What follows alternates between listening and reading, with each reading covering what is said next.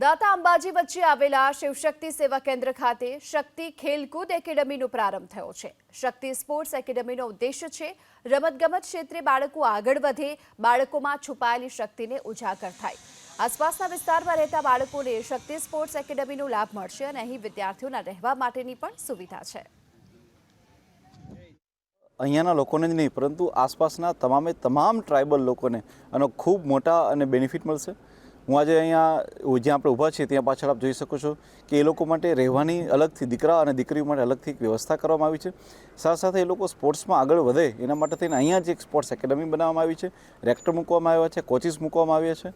મને વિશ્વાસ છે કે આવનારા સમયમાં બાળકો આ સ્પોર્ટ્સમાંથી આગળ વધી અને અલગ અલગ જે સ્પર્ધાત્મક પરીક્ષાઓ હોય છે તેમાં બી ભાગ લઈ અને દેશનું નામ ખૂબ આગળ લઈ આવશે, સિલેક્શન પાવશે અને આ વિસ્તારનો ખૂબ વિસ્તાર થશે। हम एक छोटा सा प्रयास कर रहे हैं कि इस तरह के बच्चों को इन पहाड़ी क्षेत्र से बाहर लाकर और उनकी प्रतिभाओं के अंतर्गत उन्हें हम यहाँ ट्रेनिंग दें, जिससे कि वो देश का और इस राज्य का नाम आगे बढ़ा सकें, क्योंकि इन बच्चों को भी उतना ही अधिकार है जितना देश के और बच्चों को है।